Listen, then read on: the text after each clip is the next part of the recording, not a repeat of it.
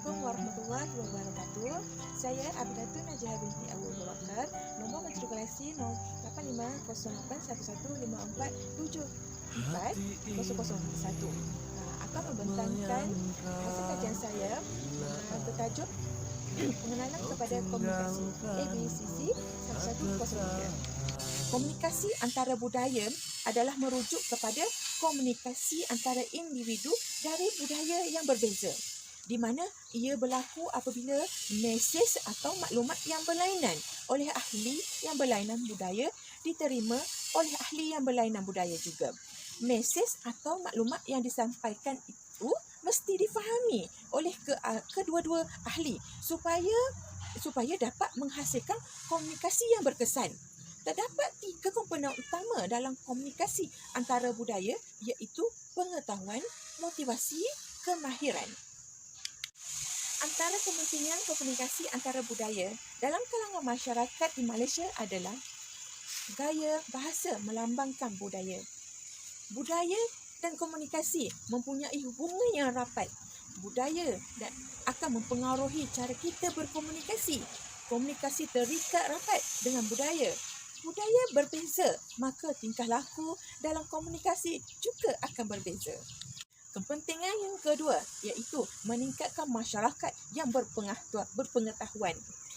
Segala bidang profesional dalam masyarakat hari ini menentukan kemahiran dalam komunikasi antara budaya. Kerana biasanya untuk bertukar maklumat dengan orang lain dari seluruh dunia bagi mencapai maklumat yang strategik.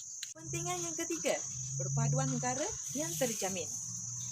Kencaman masyarakat majmuk di negara perlu diurus dengan baik bagi mengelakkan sebarang konflik perkauman yang boleh menggugat perpaduan nasional. Ini berkaitan perkauman dan keagamaan yang perlu ditangani dengan bijaksana. Agenda memperkasakan perpaduan kaum mesti dijadikan proses berterusan yang tiada tolak noktahnya. Pengetahuan dan kefahaman mengenai komunikasi antara budaya perlu diterapkan di antara semua kaum dapat berinteraksi dengan lancar sekaligus mengelakkan salah faham dan konflik. Cabaran yang dihadapi dalam komunikasi antara budaya iaitu pada titik tertentu ada kalanya berinteraksi dengan orang lain yang berbeza budinya sering menimbulkan rasa kekecewaan kerana tidak ada saling berpengertian. Ada beberapa faktor yang dapat menjadi penghalang dalam komunikasi antara budaya. Menyatakan faktor-faktor tersebut antaranya ialah ethnocentric, stereotype dan pratanggapan. Komunikasi antara budaya dalam kalangan rakyat Malaysia. Yang pertama, komunikasi yang berkesan. Macam mana kita nak berkomunikasi yang berkesan? Tidak akan berwujud. Pada masa kini, organisasi semakin menyedari bahawa untuk berjaya di masa hadapan, pekerja yang kompeten atau cekap dalam komunikasi dengan individu-individu dari kalangan pelbagai budaya amat diperlukan. Hal ini tidak lama dibincangkan bahawa organisasi yang berfungsi dengan berkesan bergantung terutamanya kepada kecekapan dalam komunikasi.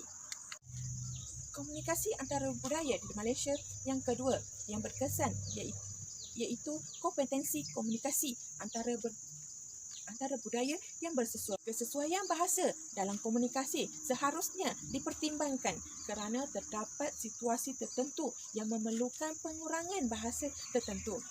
Bercakap dengan majikan bagi sesebuah syarikat dengan pekerja memerlukan bahasa formal atau berbeza jika dibandingkan perbualan di dalam kedai kopi bersama kawan-kawan sekampung. Ini bagi memastikan hubungan antara majikan dengan pekerja ada batas-batas tertentu. Komunikasi dengan seseorang yang lebih berumur seperti ibu bapa, ibu saudara, kakak, datuk, nenek juga memerlukan penggunaan bahasa yang sesuai. Oleh itu, banyak faktor yang perlu dipertimbangkan dalam komunikasi antara budaya yang berbeza. Semangat antara perpaduan antara kaum juga adalah komunikasi antara budaya dalam Malaysia. Komunikasi antara budaya berlaku apabila seseorang itu berinteraksi dengan orang yang berbeza etnik tanpa mengira di mana komunikasi tersebut berlaku. Etnik di Malaysia berkait rapat dengan identiti agama. Rata-rata kesemua orang bahasa Melayu, majoriti orang Cina beragama Buddha, sementara majoriti orang India beragama Hindu. Oleh kerana itu, pihak kerajaan mengambil inisiatif mewajibkan semua pelajar mengambil mata pelajaran kenegaraan Malaysia atau pengajian Malaysia dan hubungan etnik bagi institusi pengajian tinggi awam dan swasta. Cadangan strategi yang berkesan bagi membaiki kemahiran komunikasi antara budaya dalam kalangan penduduk yang tinggal di Malaysia, iaitu di dalam bahagian ini komponen individu akan dihuraikan dari segi pengetahuan, motivasi, tingkah laku dan kemahiran bagi membaiki kemahiran antara budaya yang berkesan di kalangan penduduk di Malaysia. Masa sudah mencuburi kita. Akhir kata, saya akan simpulkan hasil kajian saya hari ini, iaitu komunikasi antara budaya adalah amat penting pada masa kini bagi menghasilkan komunikasi antara budaya yang berkesan. Akhir kata, wabillahi taufiq wal hidayah. Assalamualaikum warahmatullahi wabarakatuh.